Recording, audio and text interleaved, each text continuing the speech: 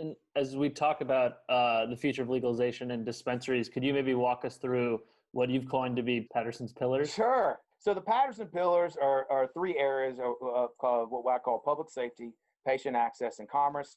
And the reason I call them the Patterson pillars because my last name is Patterson, so I get to name it. So when you look at a system, and I do this a lot for law students, I do it a lot for the general public, and anybody looking to understand a regulatory structure. Because the way it works in the United States is the regulatory structure in a state determines the profitability of a dispensary. Okay, so you look at public safety, patient access, and commerce. So let me give you some examples. So public safety are the rules and the laws. How strict are the rules? How easy is it to get a permit? Do they allow anybody to run a dispensary? Do you have to have a background check?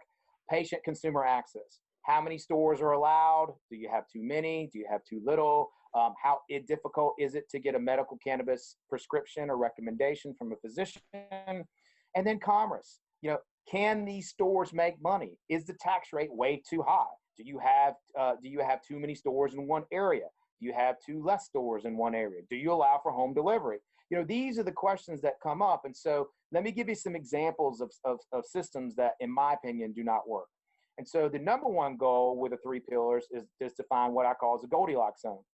You want it not too strict, not too loose, just right for the people who want it. So a case example of too much commerce and too little public safety is the state of Oklahoma.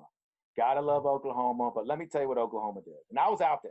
I helped get it, I was part of the team that went out there, did the press, helped get it passed. But the constitutional amendment states you cannot put any limits on the number of licenses. And the only requirements are you have to be an Oklahoma resident and pay $3,500 and pass a background check.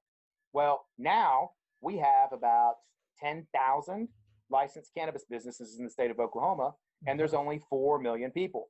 Now, for those of you who don't know the usage percentage, typically for medical cannabis, states run about anywhere between 2 and 8% of their population qualify for medical cannabis. Most of those states outside of Oklahoma are 2 to 5%. So if you have 10 million people, then you're going to have what? 500,000 if it's, no, 50,000? No, 500,000, 10%. Well, you'll have a little amount. I can't do my math right now. So you're going to have a little amount qualified. So if you're doing financials, you work off that number. So if you figure 5% is 500,000 people, then, or 50,000 people, then you work off your matrix of that. The problem in Oklahoma is you've got 4 million people and you have 8% that qualify. So that's close to 300,000 to 400,000 people, and you have 10,000 licensed businesses.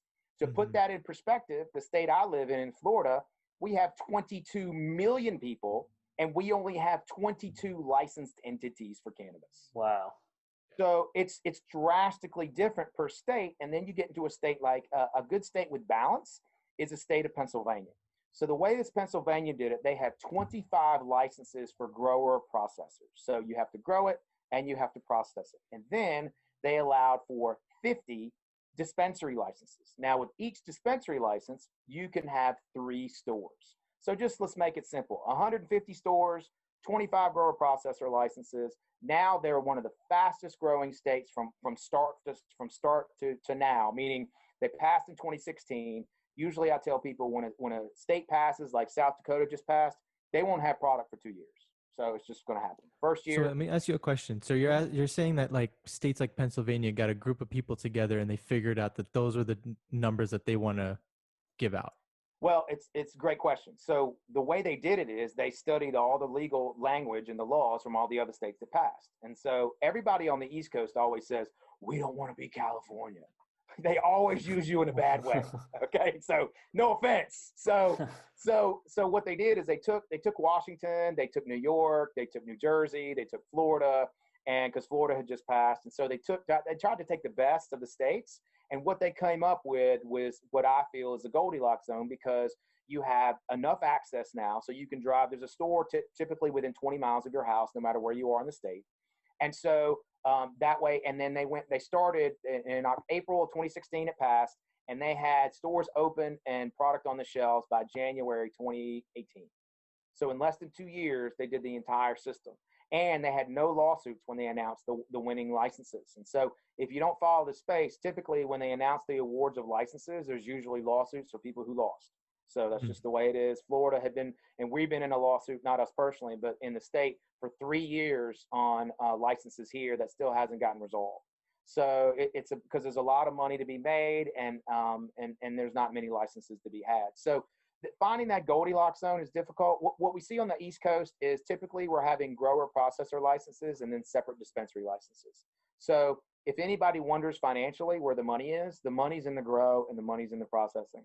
The money is really not in the stores because you have higher overhead. You have to deal with the public. Also, you have to deal with tax issues. There's a tax code called IRS 280E. And so that limits your ability to make money rather than just being in a grower or processor.